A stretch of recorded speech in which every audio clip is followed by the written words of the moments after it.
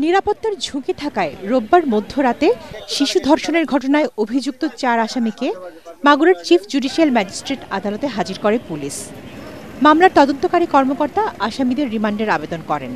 শুনানি শেষে ৪ আসামির রিমান্ড মঞ্জুর করেন আদালত। মূল অভিযুক্ত ভুক্তভোগী শিশুর বোনের শ্বশুরের ৭ দিন, স্বামী, শাশুড়ি ও ভাসুর প্রত্যেকে ৫ দিনের রিমান্ড মঞ্জুর করেন আদালত। এর আগে রোববার আদালত চত্বর ঘিরে ছাত্র জনতার বিক্ষোভ থাকায় নিরাপত্তার কথা বিবেচনা করে আসামিদের আদালতে তুলতে পারেননি আইনশৃঙ্খলা বাহিনী। এ সময় বিক্ষুব্ধরা আসামিদের তাদের হাতে তুলে দেওয়ার দাবি জানান।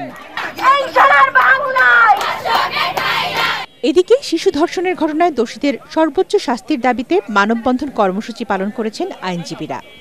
সকালে মাগুরার জেলা জজ আদালতের সামনে আইনজীবী সমিতির ব্যানারে এ কর্মসূচি পালন করা হয়।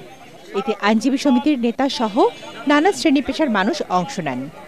এ সময় আইনজীবী সমিতির সাধারণ সম্পাদক অ্যাডভোকেট শাহেদ হাসান টগর ও আইনজীবী রোকনুজ্জামান খান সহ অন্যান্যরা বক্তব্য রাখেন। বক্তারা শিশু ধর্ষণের ঘটনার তীব্র নিন্দা ও প্রতিবাদ জানিয়ে দ্রুত সময়ের মধ্যে দোষীদের সর্বোচ্চ শাস্তির দাবি জানান।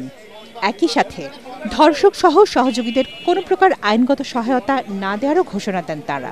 রিমান্ড শুনানিতে প্রিন্সিপাল অ্যাকিউজড ইটু বিশ্বাসের ৭ দিন রিমান্ড মঞ্জুর করেছেন বিজ্ঞ আদালত এবং অন্যান্য ৩ জন আসামিকে ৫ দিন করে রিমান্ড মঞ্জুর করেছেন।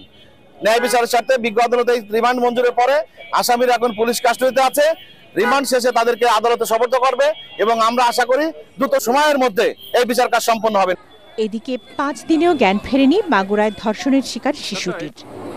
অবস্থা সংকটাপন্ন হওয়ায় ৮ সদস্যের মেডিকেল বোর্ড গঠন করেছে ঢাকার সম্মিলিত সামরিক হাসপাতাল সিএমএইচ কর্তৃপক্ষ।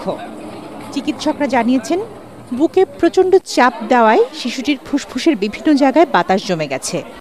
রোববার দুপুরে অস্ত্রোপচারের মাধ্যমে অতিরিক্ত বাতাস বের করে বুকে টিউব বসানো হয়েছে।